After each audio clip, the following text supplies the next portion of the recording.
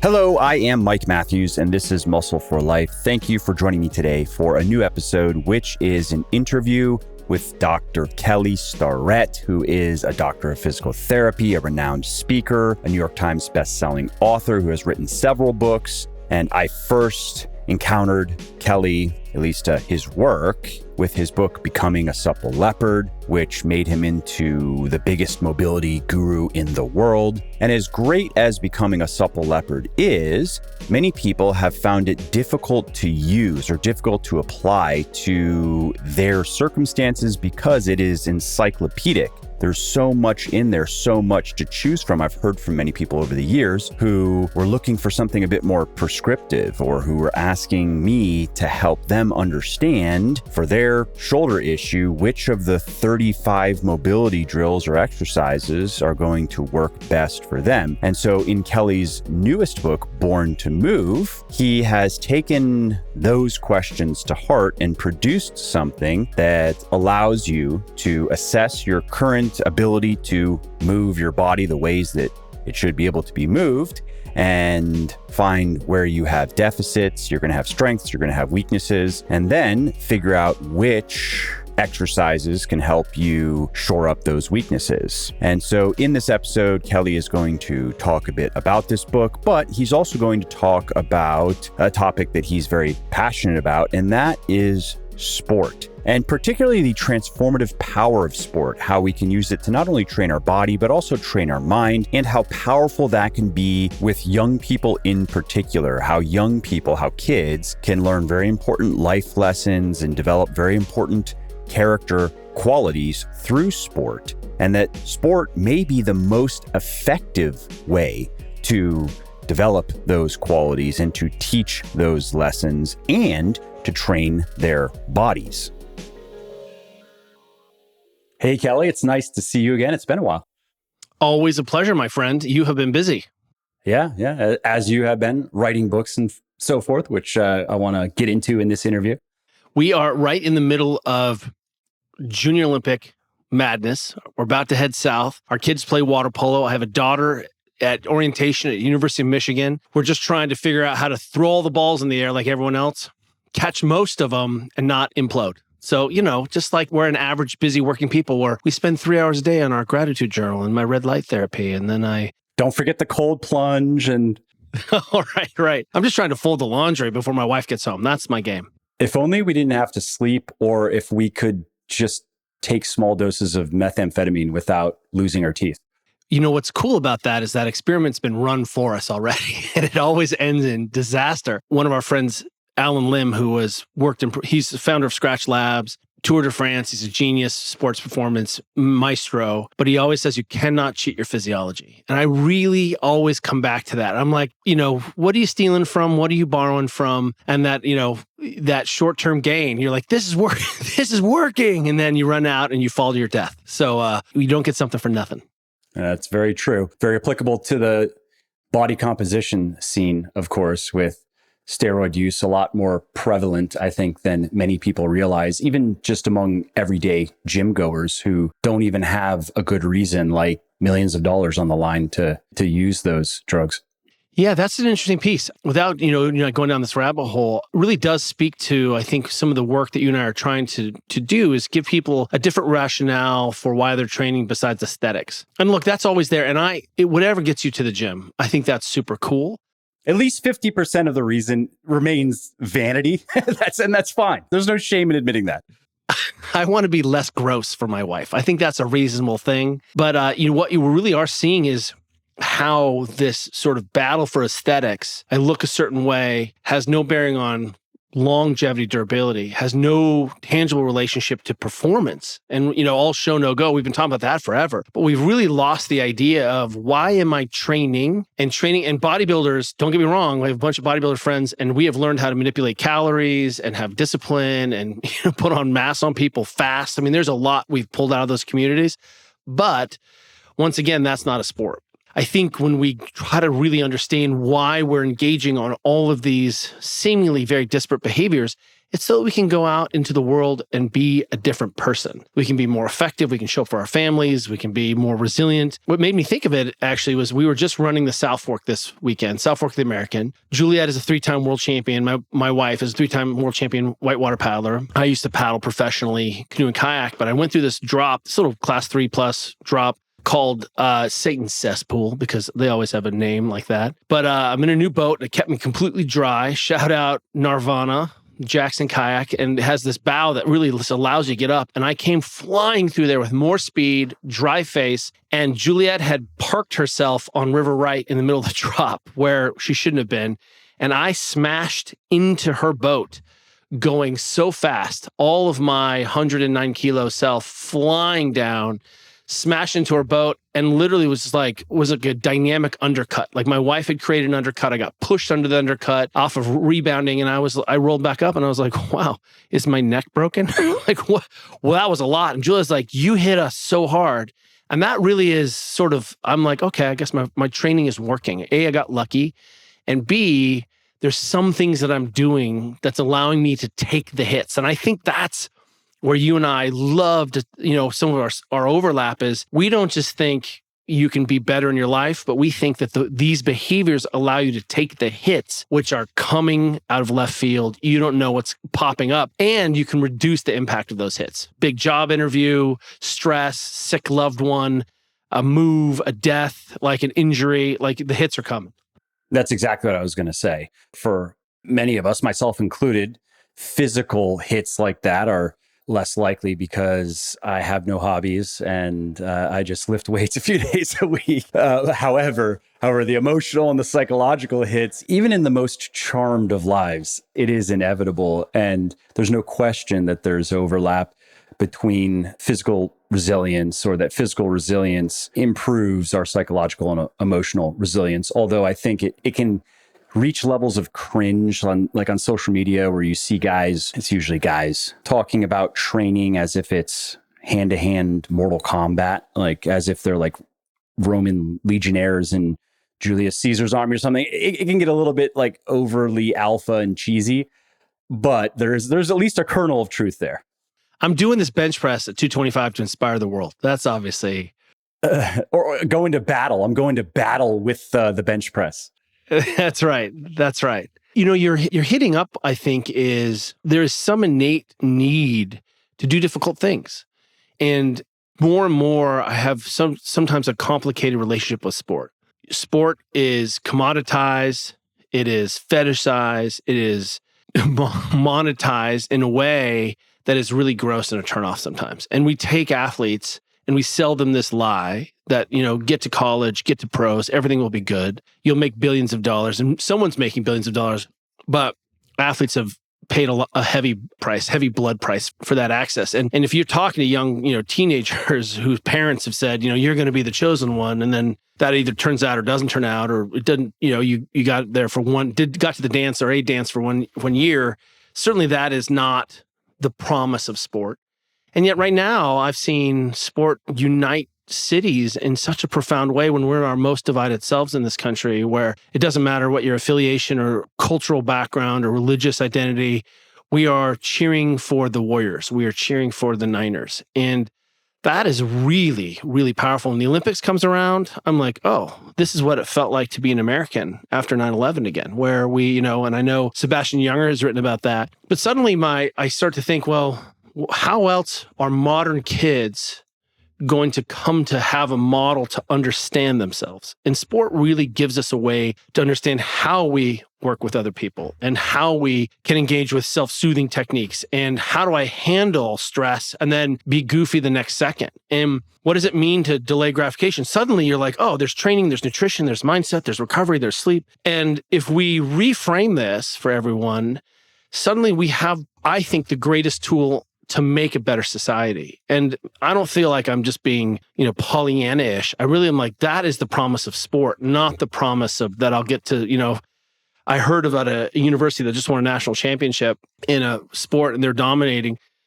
and a really well-known university you've heard of, and the culture on the team is toxic. The people competing on that team aren't stoked to be there, and yet they've done the thing. They've won the national championship. They're the best. What you see is the experience is teaching me that this thing can't be all things. And I feel like that's really, if we can reframe sport, maybe get away, some of the shininess, look at the guy's big pecs, that's the goal, then suddenly we do have a way to transform families and transform our communities. I think that's what we're going to have to do a better job of.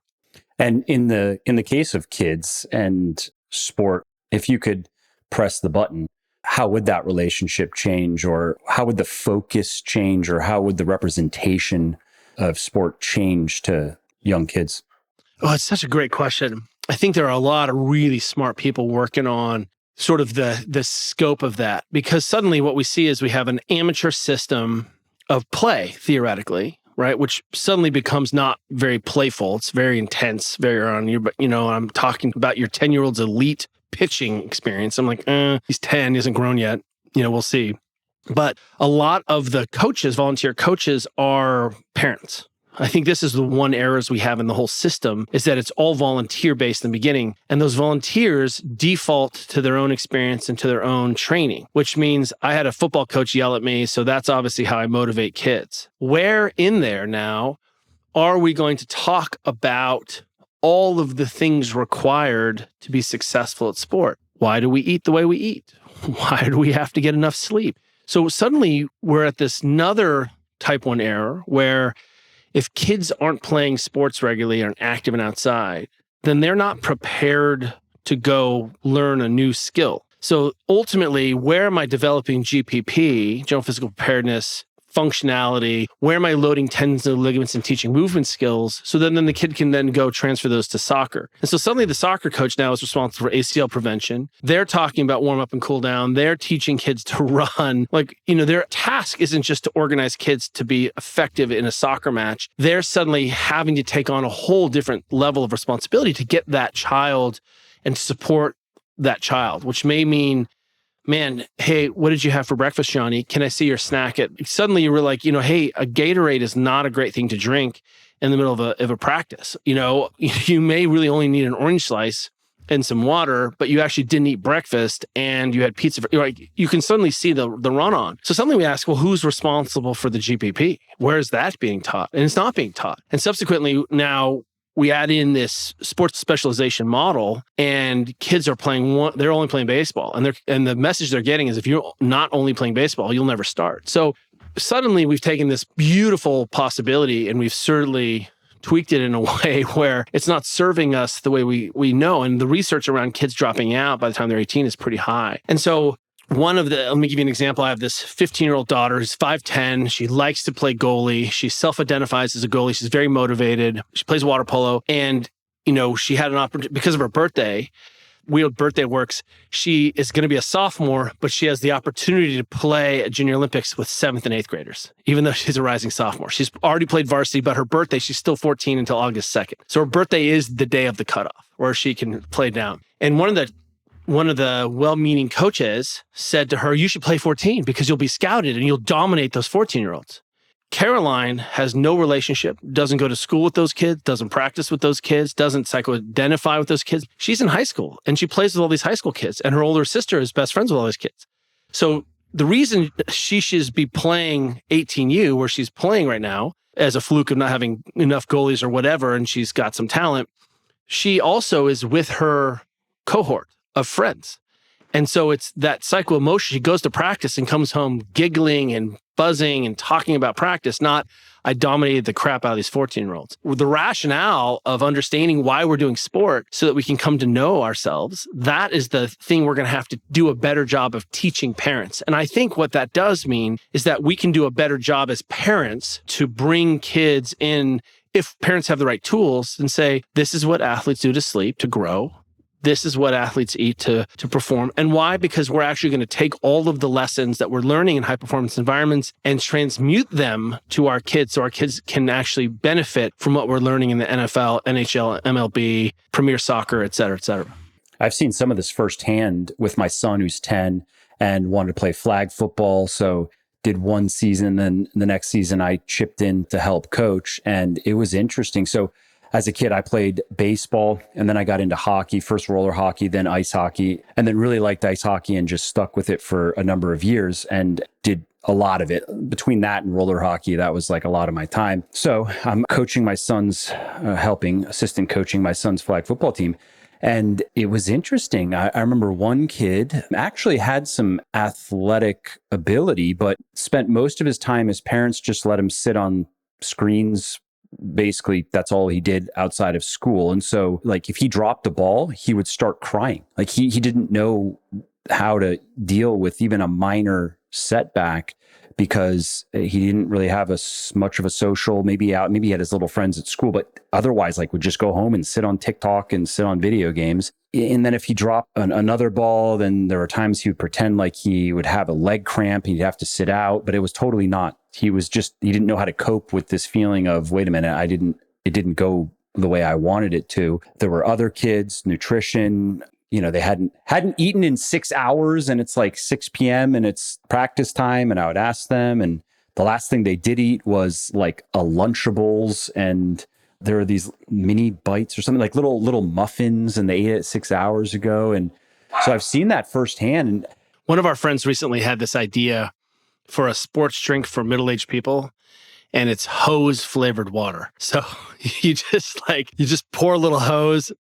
But it has to have a bunch of sodium and a couple of other minerals. So then you can mark it up like 15 times and sell it as 100%.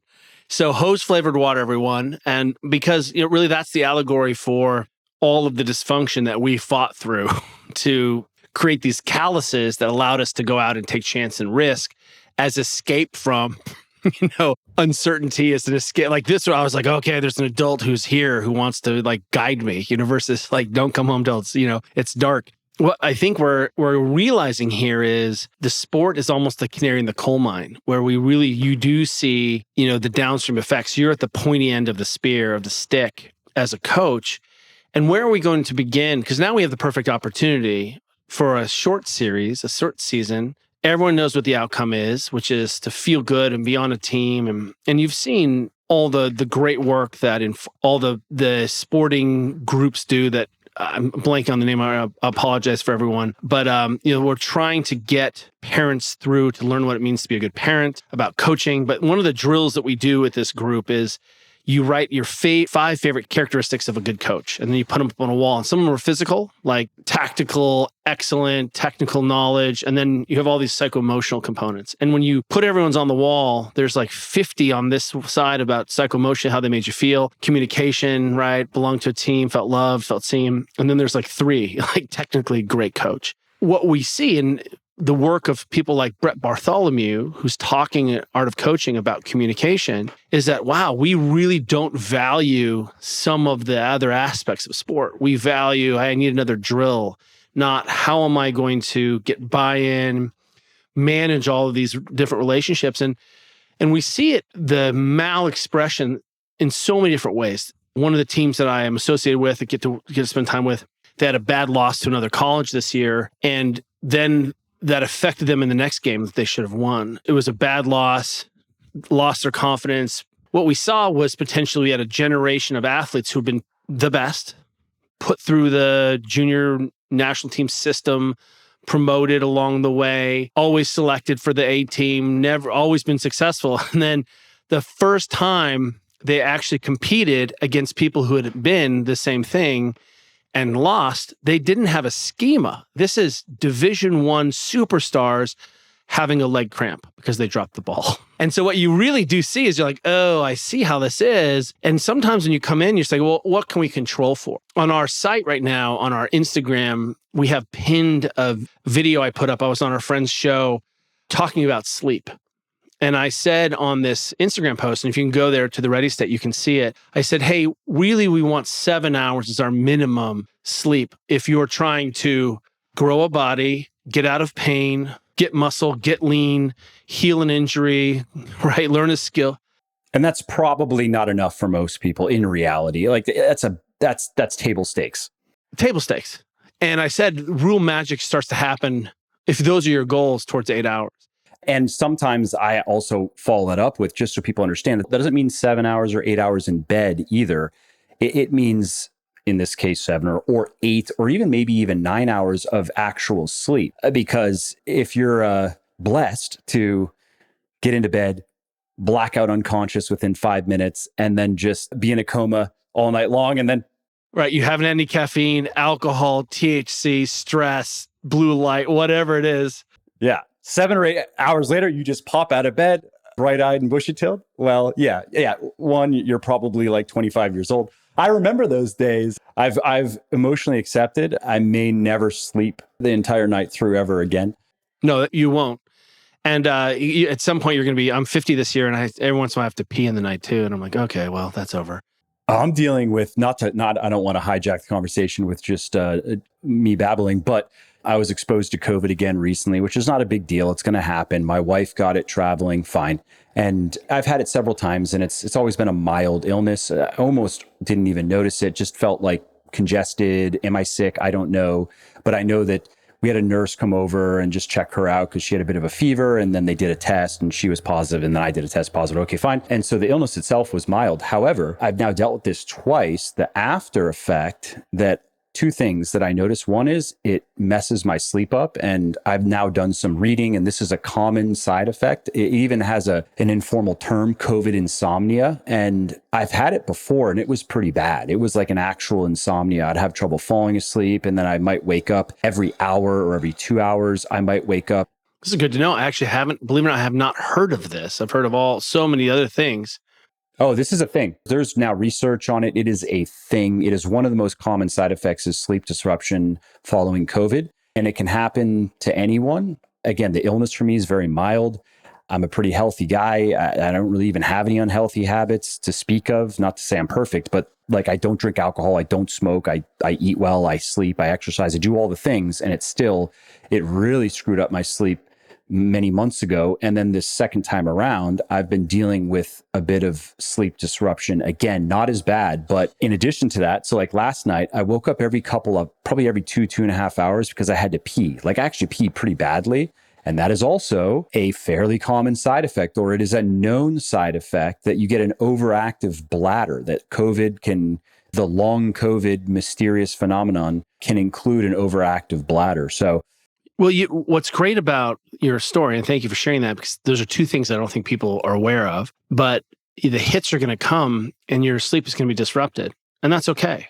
You're going to have a baby. You'll have a deadline. You'll have to jump on a red eye. You'll travel. You'll sleep on a weird bed. You won't want to go to sleep because you're so freaked out or sketched out. But then you've got to come back down and try to get back to baseline. It's like saying, well, if my decent blood pressure is 120/80, and that's a benchmark or a vital sign. If I'm running, really high blood pressure for a while, you can probably tolerate that, but then you need to bring it back down. And 120/80 isn't great blood pressure, by the way. That's just the benchmark for we're like, hey, what's going on with you? And that post we put up 3 or 4 million views. And now what we're seeing, we left the comments open because we're so interested in seeing people's reactions to this, that people can't sleep 7 hours.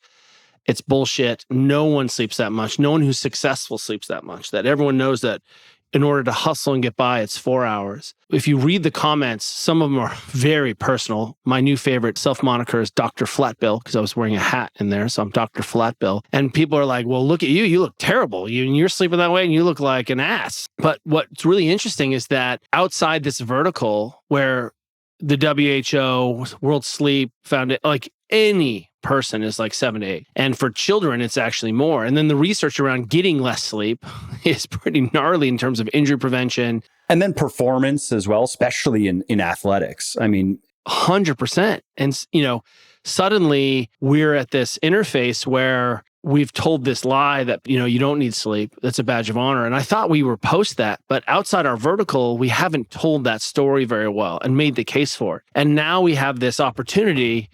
It's called youth sports, and that we're really having to say, hey, parents and kids, if you're serious about making the roster, I need to see your sleep scores. And that means you need to be in bed with no phone. So it really gives us this organizing schema to talk about these things and talk about the things that we're seeing that we're getting wrong in our own generation, right? Because that's really what we should theoretically be doing, is course correcting back and forth until we start to see fewer perturbations in the global system because we've run an experiment. And now because of the internet, we can aggregate and understand all of the experts. And I agree with putting a lot of emphasis on children and on parents and raising children because that is the future of our species. And there are situations that can get so bad that there's always something that can be done about it. But if we're talking about individual health, whether it's physical health, mental health, physical ability, mental ability, let's just say that you can dig a hole that's so deep that it can be very, very difficult to ever climb out of. However, if we would have taken that same person and rewind to when they were a child and raised them or helped them become raised, help them get raised differently and maybe not develop certain issues at an early age that then become very hard to correct as time goes on, you could have a very different person. Yeah. And the real question then is, where's that vehicle? And that since we mandate that kids go to school, for me, it seems like that's the place to be able to have this kind of level of conversation and then appreciate that I think and I know, this MO we've developed where the glacial pace is the breakneck pace, that if we're going to see change in society, it takes a long time. Where we are as a strength and conditioning community now versus where we were 10 years ago is pretty phenomenal. In the view of, wow, we've gotten a lot more sophisticated and complex in 10 years. And some of that complexity has blinded us. There's a lot of NO explode and pre-workout and silliness, as we talked about when we started.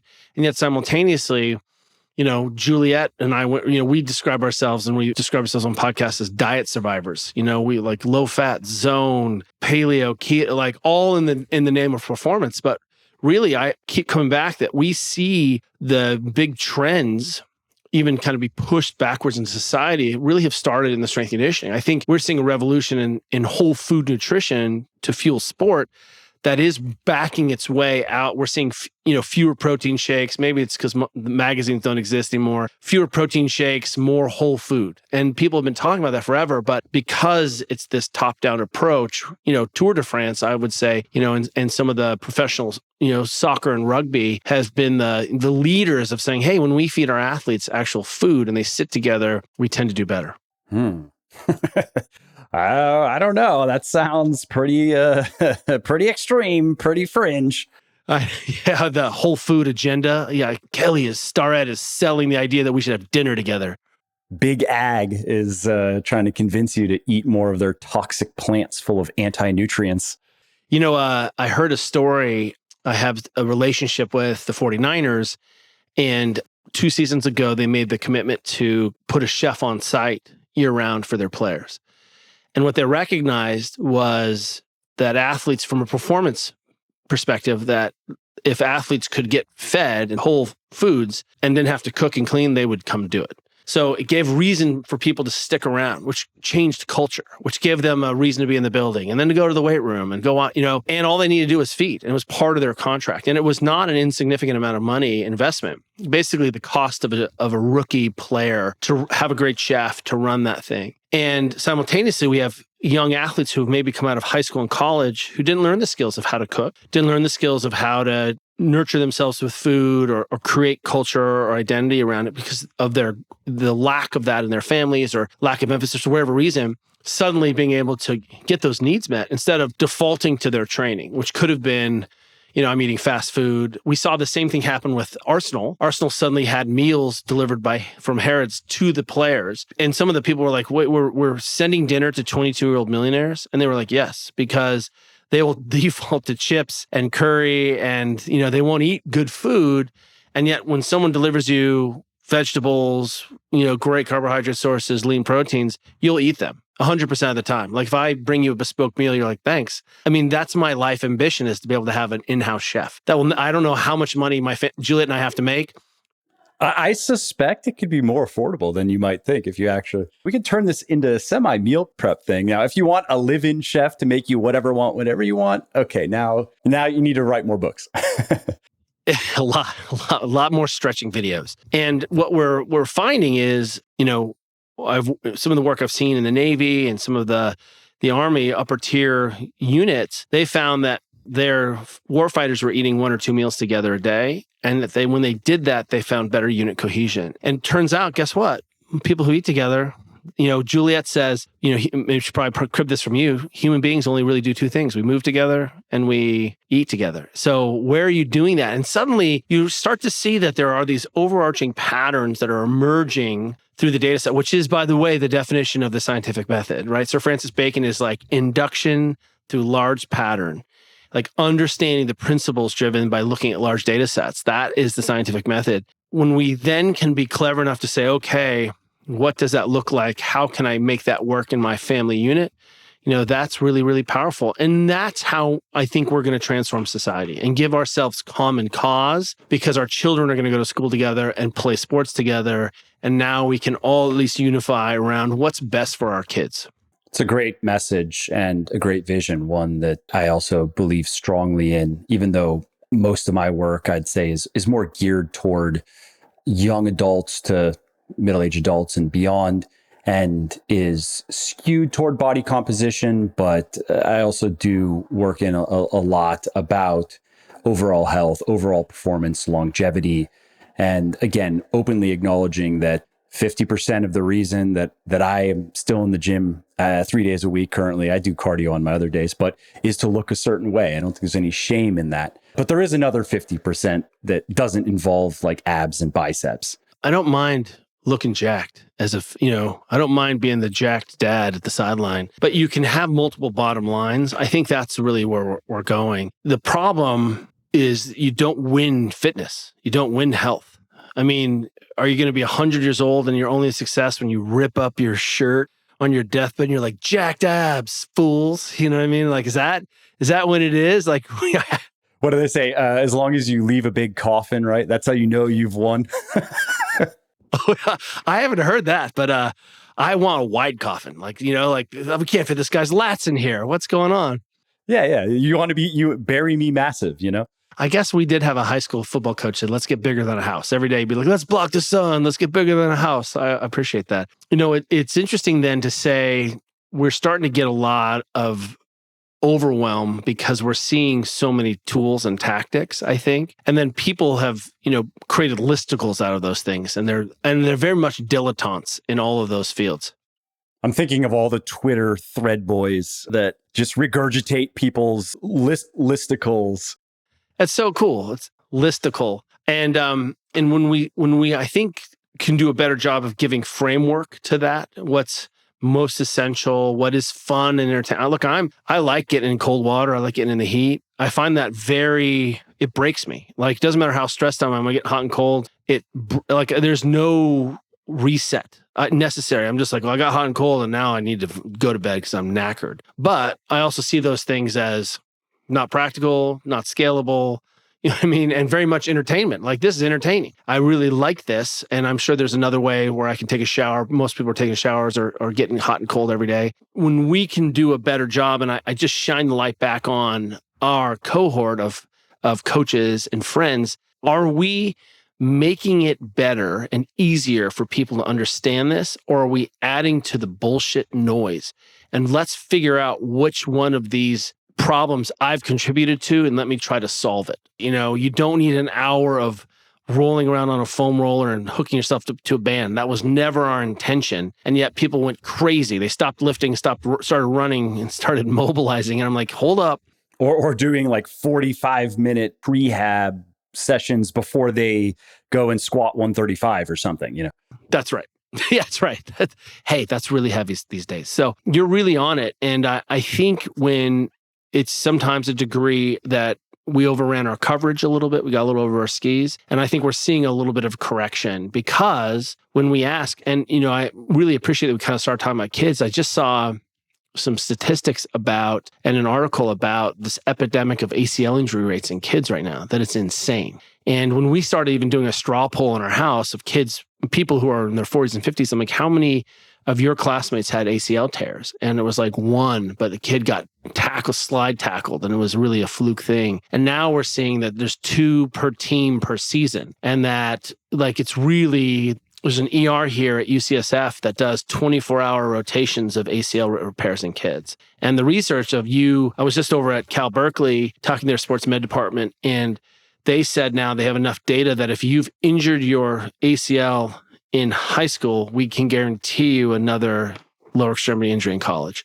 Like it's 100% correlation between having another one. So suddenly you're like, whoa, is this incomplete rehab after surgery? Is this underlying situations that we haven't ever addressed?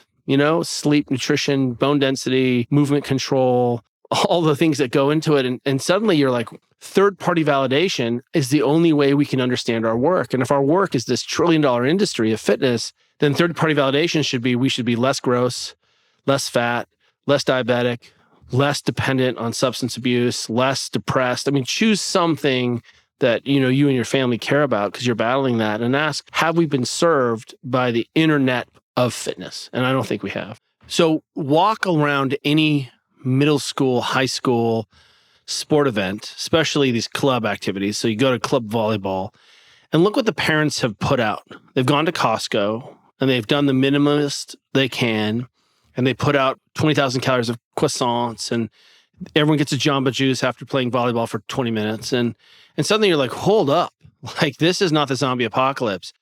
One year I was so fed up with our daughter's club and the nutrition that was happening, we're having a lot of conversations, and Juliet and I were, saying, hey, here's how we fuel so we don't see these crashes. There was a girl there who had this breathing disorder. She would get super panicky, and she had really hard parents on her, and she would start to go numb, and her hands would get all tingly, and she'd breathe into a bag, and she would eat like a trash can and then crash.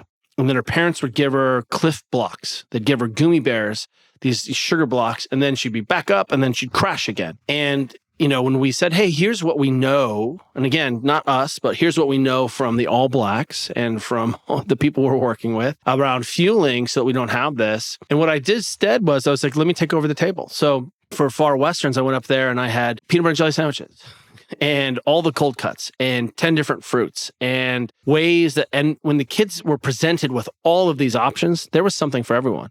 And it was a little bit more difficult for me to have to plan and to put these things out and make it beautiful.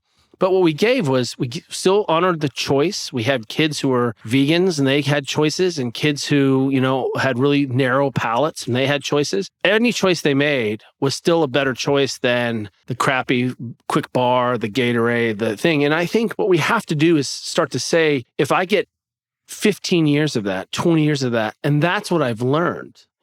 Like we had this project for a while called Death to the Juice Box, because we'd see kids come into these birthday parties and they'd be like, where's that juice box? Where's that juice box? Like little crackheads. And we're like, no juice box is here, but here's some water out of a cup, that you can get. And we put some lemon water in here. Suddenly, it really was a little bit of a paradigm shift. And that's why I think we have this real opportunity to bring everyone else along. And the book that we just wrote really is about establishing some benchmarks. Here's some vital signs that the research supports, that there is good data on. And let's go ahead and create a leveling effect. And then if you find yourself having a blind spot or you didn't know, let's become curious about that and bring you along. And it turns out, I think the body is so resilient that it's never too late. But we're seeing the epidemic of, this weight loss drug, Ozempic, that's going around. We're seeing people in hospital. We have two friends who are, working ER. They've seen people hospitalized on Ozempic. They've seen people hospitalized on off-brand Ozempic they bought in Mexico, which is super sketchy. And what we have to understand is that for people who are so conditioned down the line, that may be a tool temporarily until we can get them walking, until we get them sunshine, until we can show them that apples aren't too much sugar, right? And I think it's going to take us a second. And as you and I have highlighted already, boy, it sure is easier to catch kids than to, catch someone who's 30 or 40. One of the easiest ways to increase muscle and strength gain is to eat enough protein, and to eat enough high-quality protein. Now, you can do that with food, of course. You can get all of the protein you need from food, but many people supplement with whey protein because it is convenient and it's tasty, and that makes it easier to just eat enough protein. And it's also rich in essential amino acids, which are crucial for muscle building, and it's digested well, it's absorbed well.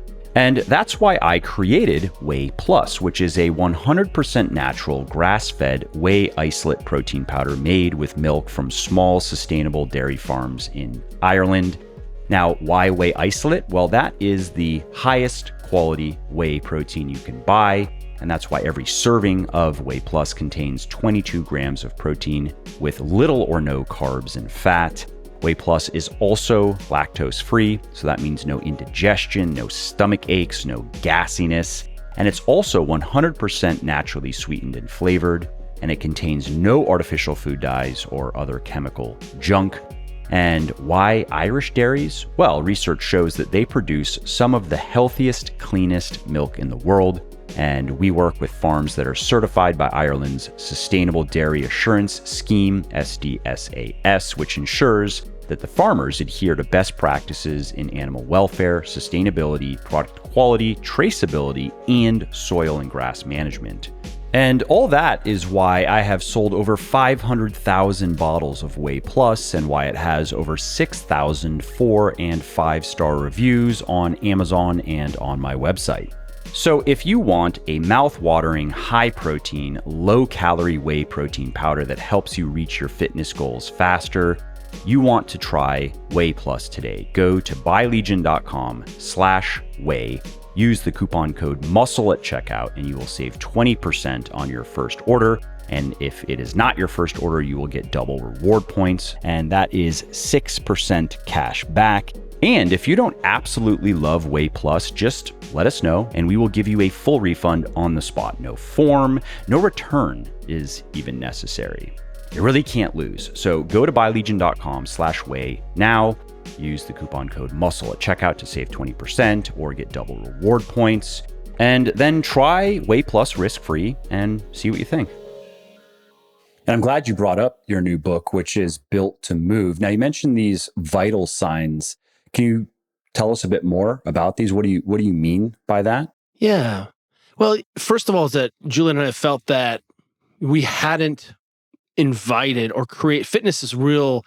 You're in our fitness cult, and I don't mean CrossFit, I mean fitness. Like you walk around the neighborhood in a weight vest and like you're a freak. That's right. I mean, I see it. I mean, you have a Concept 2 bike in your house. So one of the things that we recognize is that people have gotten the message about diet and exercise, but that doesn't seem to be sufficient given this third-party validation. And one of the things that we have always tried to do is say, hey, let's look at sport as a laboratory where we can understand good practices under the microscope of real pressure. One of my favorite coaches is Frans Bosch. He's this Dutch mad scientist. In his writing, he says there's more variation in waltzing than there is in sprinting, which means that at low load, low speed, low stress, you can do you. You can do whatever you want with that foot. You can do whatever you want with that knee. You can do whatever you want with that back. But at high load, high speed, high intensity, we start to see best practices and expressions of the body really start to look similar. And the differences are really strategy or the length of my limb, not what is really going on. The best bench pressers in the world all bench press the same way. Look at how tennis players serve. There's some variation, but not a lot of variation. You'll start to see that when sprinters are sprinting, they all very much sprint alike and they start alike. And they use different strategies to get there, but the homogenization of the expression of highest sort of output really starts to look alike. So if we can take those lessons, then we can transmute them into our lessons for our families and our communities, that we shouldn't just make sport circus, that we could actually derive some lessons there. So this is based on all our work there and simultaneously recognizing that when we say get sleep, everyone's like, I sleep great. I'm like, can I see how much sleep you're getting? Oh, you don't sleep great. So when we started giving people a clear benchmark, and especially the athletes we were working with, can I see everything that you ate today? Can I see how much sleep you actually got written down? Can I talk about all of these other things? We suddenly realized that we had a sort of a 2-bucket category. The first bucket was, what are the behaviors that allow us to create durability? Nutrition for me was always about fueling. I didn't ever want to talk about nutrition for body composition. I was like, boring. And it actually can be at odds with performance. I mean, I recently recorded a podcast on energy availability and some research about 40 to 45 calories per kilogram of lean mass per day is going to be much better for longevity and particularly for performance than, say, 30 or even 25. But the 30 and 25 might be great for getting shredded and maybe staying shredded because you just don't move around as much when you're shredded and you don't feel very good generally, but you're shredded. You can be athletic and look great, but I thought of this when you were talking about bodybuilding earlier, that it encourages a look that is not healthy for most people and certainly not good for people who want to perform at their best. One of the two-time world champions that I'm supporting right now was talking about losing some weight in the middle of the season for a specific event. And I said, that's a horrible idea. Let's not have you have low energy availability and expose you to this theoretical change where maybe 1 or 2 kilos comes off you. And yet simultaneously I'm like, it's a lot easier for us to keep you fed and sleeping and feeling good and tweaking your training a little bit during this next 6 weeks, right? Or even 3 weeks, we can kind of touch a couple energy systems and just get things back on board. And you're absolutely right. So I think when I had to talk about nutrition, I was like, well, if you want to have healthy tendons, you've got to have all the building blocks for the tendons. So suddenly I realized, that 1 gram of protein per pound body weight for injuries, for healing, that's the benchmark that we give out because that's what the science supports. And suddenly I was like, well, I have to suddenly become kind of competent in this domain. The other handful of are range of motion domains, because what we hadn't done is Juliet and our failure through the ready state is to make stretching or range of motion make people care about it, because we know that you can buffer some really ineffective positions and not have access to your range of motion and still be good. Juliet's a 3-time world champion, has terrible ankle dorsiflexion. She will tell you that rowing in college and paddling whitewater class 5 did not require Olympic lifting level dorsiflexion. So she was able to, go around and still be exceptional. So it's not about being exceptional. It's about saying, how can we start to give people benchmarks around maintaining their movement windows so that they can age well, pick up skills well, right? And potentially stave off movement dysfunction in terms of pain, et cetera, et cetera. So that's what we tried to do. And I think we did a better job this time with some of the movement assessments by helping people understand, oh, I can't do this thing. I should be able to do this very normative baseline thing. And when we finally said, hey, don't look at range of motion out of context, let's give it context for a skill, I think we made them more of a case for it. And that, in my experience, is exactly what many people have reached out to me have needed is what's a simple self-assessment that you can go through that actually puts the emphasis on the things that warrant the emphasis, as opposed to maybe on things that just sound kind of exotic, make for good marketing.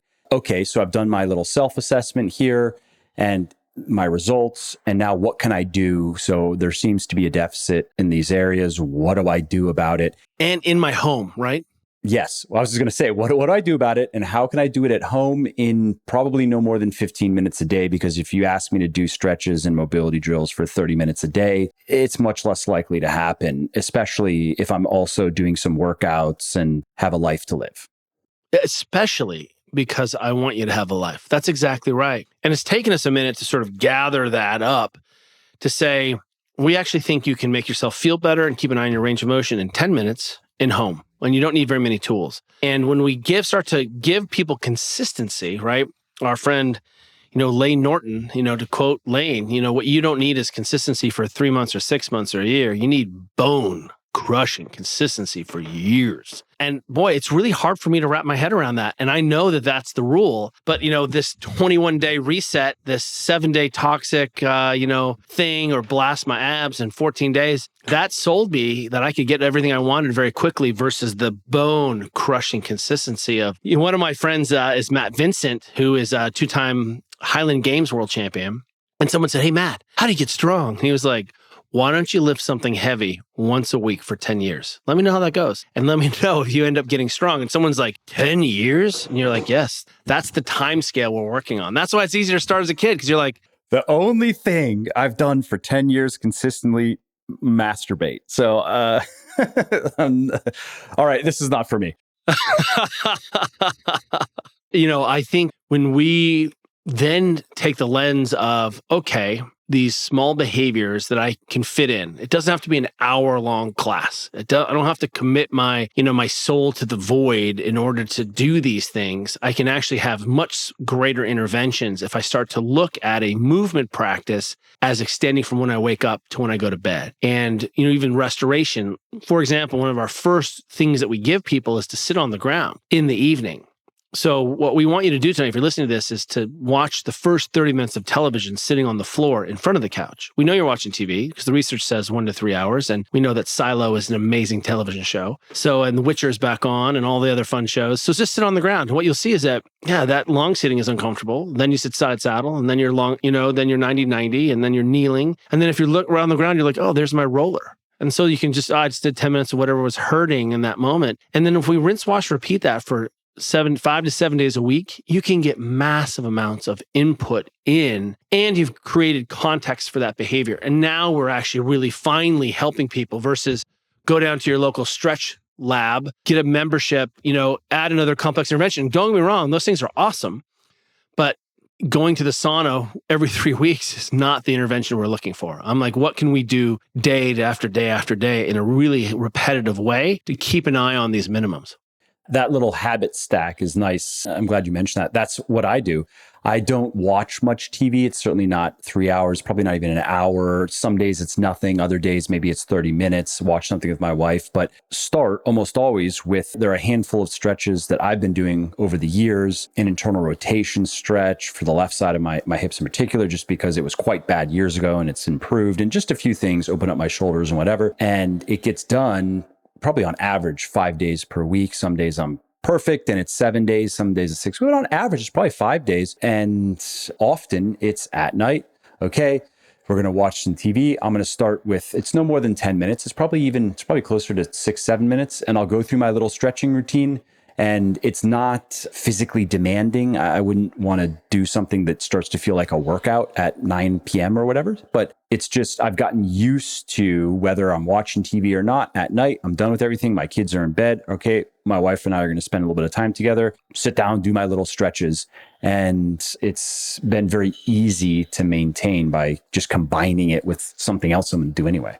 You said something that I really like there I want to double click on, which is you have your routine, which is your body. And what's really fun is when people start to explore this, they suddenly realize that there's a collection of positions or shapes that they spend time in, or they put the ball here for 2 minutes, because that's their sort of unique thing based on their body, their anthropometry and their environment and their history.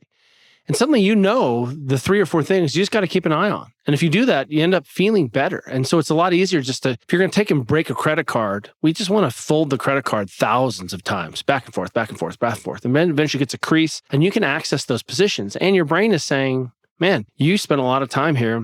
Let's make sure we value that. And let's support you continuing to value that. Or, you engage in a sport like cycling, which takes away your hip extension. So suddenly you're like, I got to keep an eye on my hip extension, my ability to extend my hip, not like in a pedal stroke, but actually get my knee behind my butt. # knees behind butt guy. And I'm trying to get everyone on the board with the hip extension train. But what's really great though, is that you suddenly have your secret compendium, but that secret compendium also can serve you as a template for something that hurts. That when something pops up because you tried something new or you got behind or you overdid it or whatever, you're a human being and suddenly your knee hurts a little bit, you're like, oh, I have a template and a schema to self-soothe as the first order of operation. And I think that's what's really powerful here is suddenly we're not just reaching for bourbon or ibuprofen. In, I think it was 2008, I wrote an article on our blog, which already makes me sound old. Let's get off the ibuprofen let's get off the ibuprofen. And the pushback on that was profound. That was the first time I was like, oh, there's a third rail. Like, you can have my ibuprofen, you pry it from my cold, dead hands. People were like, no, ibuprofen is life. And yet we see now that this whole peace and love acronym that helps us, but the A in peace and love, which is like protect, elevate, et cetera, is avoid anti-inflammatories.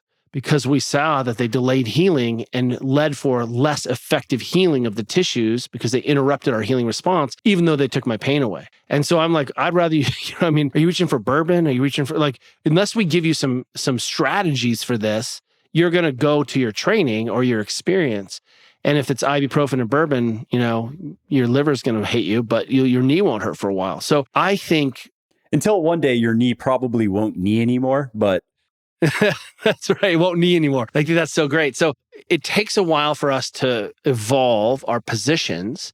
And certainly I came out of, PT school where it was 800 milligrams of ibuprofen 3 times a day. That was what we knew that could make anyone feel better. But boy, that ankle instability that you still have is a bitch. I don't know why that you sprained your ankle and now it's chronically unstable. Well, it turns out that 2,400 milligrams of ibuprofen really did a number on breaking that connection between your body and its healing response. So again, we're getting wiser and smarter, but now you and I are thinking always critically when and where are mortals who have busy jobs, who are worried about their day-to-day or just trying to keep their lights on in their house and their kids fed, where are they going to begin this conversation? I mean, something that I try to keep in mind just for general messaging and in my work is that there are many people out there who won't even consistently take a medication that they need to save their life. So, and then that's not a judgment on those people. It's just understanding where a lot of people are at. Now, maybe those types of people don't generally find their way into our orbit, but the number is not zero. And when they do, at least I think we're saying the same thing here, that we want to make sure that we're meeting them where they are at. And, in my case, for example, put out this message in many different ways and I've even given to people personally, like via email and so forth. I'm speaking to somebody who's in that kind of condition. I would love for them just to go out for a walk every day. Let's start there on the exercise because they're not moving around much. They get 2,000 steps per day. Okay, can we increase that? Just increase the activity. And if they're up for a change in their diet, can we go with less soda? Can we replace some of the sugar sweetened maybe with diet soda? Let's just start there. And let's see if we can ingrain those habits until they're frictionless. And then maybe we'll add a little bit more walking. And then maybe we'll try to add a little bit of protein or add 1 serving of vegetables and just work incrementally until we have a whole new person. And it really can work like that. So, it's just something that I try to keep in mind when giving general advice, that it doesn't matter that 3 to 5 hours of strength training per week, plus 3 to 5 hours of cardiovascular exercise per week, plus 100% of calories coming from whole, relatively unprocessed foods. So yeah, fine. This is what people have been hearing for a long time, but it doesn't cause them to change their behaviors. And so then what does? And the tiny habit approach I've found resonates with people.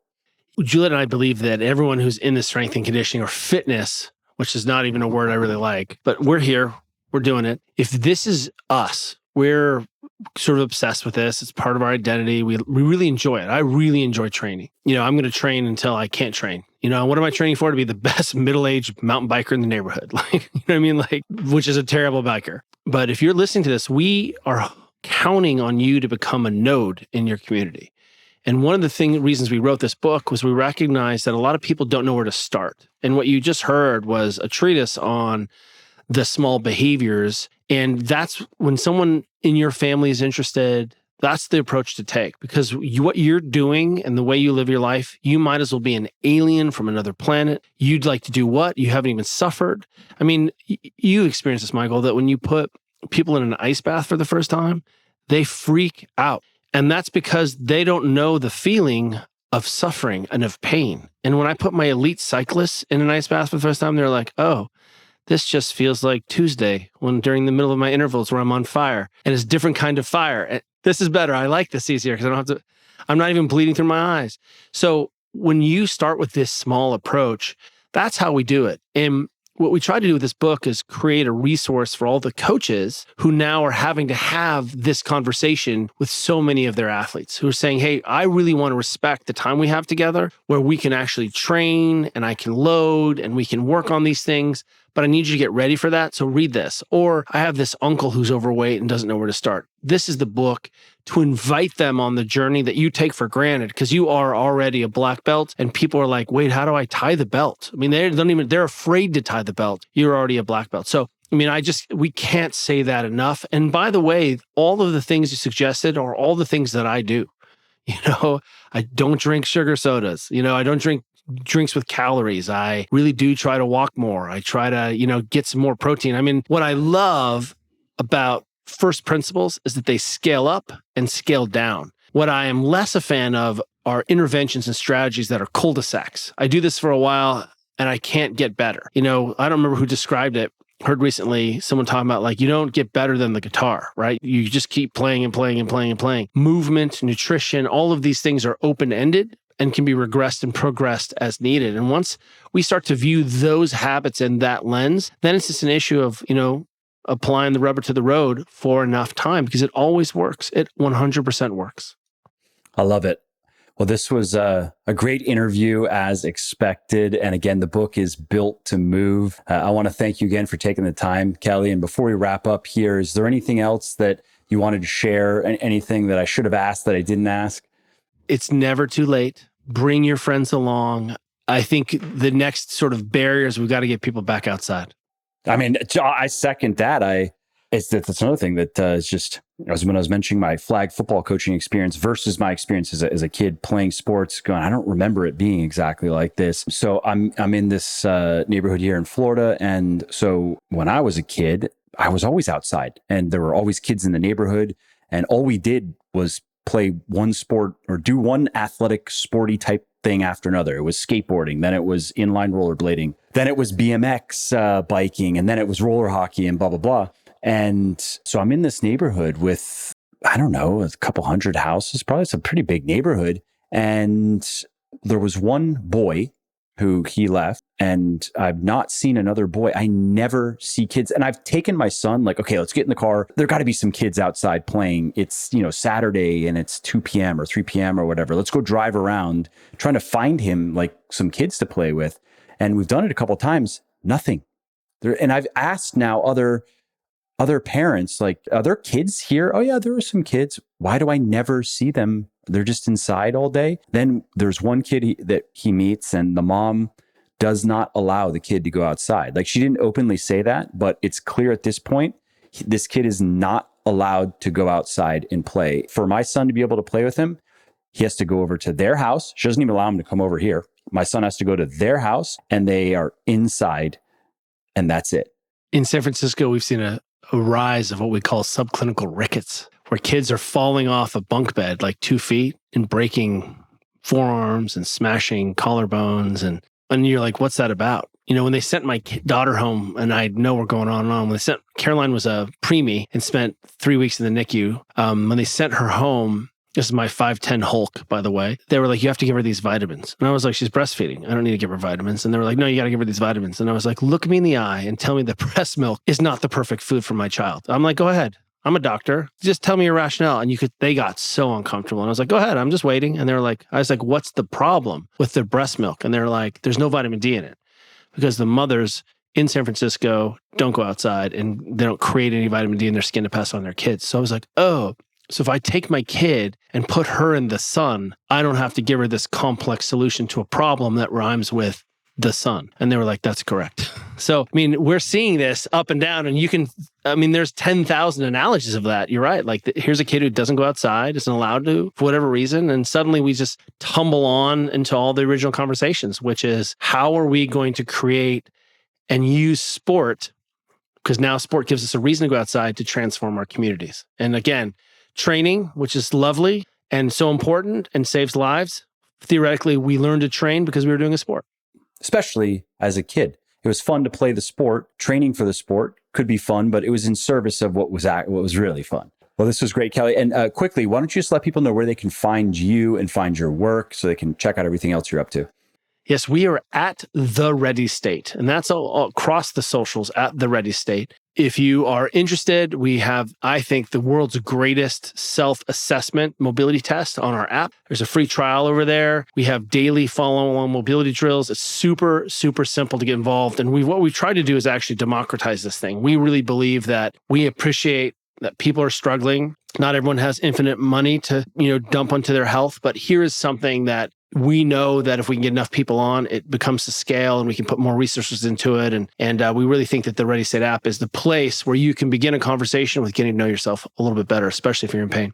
I love it. I've been a fan of your work since I came across Supple Leopard many years ago. And I've enjoyed to see how it has evolved in this direction of just making it more accessible and meeting people where they're at, giving them simple things that they can do. The 20% that gives you the 80%. If we can just focus on doing those things just well enough. I'll agree with Lane that you need the bone-crushing consistency if you want to be a world champion powerlifter. I'll give him that. But if you don't, maybe just like slightly uncomfortable amount of consistency, just enough of the right things is enough to be in outstanding shape, outstanding health, and to avoid so many of the issues that plague so many people in our society. Yeah. And I'll just sum up by saying, that your work is always about playing offense, not playing defense. You're not saying do these things, otherwise X. You're saying if you do these things, you'll show up for your family more intact. You'll have more energy on the weekend. You'll be a more effective lover. And but I think when we help realize that people probably can get even more out of their lives and feel better and have more fun, then it's sticky. And that really is what we're trying to do here. We're trying to point positive. Absolutely. Thank you, Kelly. I really appreciate your work and I appreciate your time. Well, I hope you liked this episode. I hope you found it helpful. And if you did, subscribe to the show because it makes sure that you don't miss new episodes. And it also helps me because it increases the rankings of the show a little bit, which of course then makes it a little bit more easily found by other people who may like it just as much as you. And if you didn't like something about this episode or about the show in general, or if you have ideas or suggestions or just feedback to share, shoot me an email, mike@muscleforlife.com, muscleforlife.com, and let me know what I could do better or just what your thoughts are about maybe what you'd like to see me do in the future. I read everything myself. I'm always looking for new ideas and constructive feedback. So thanks again for listening to this episode, and I hope to hear from you soon.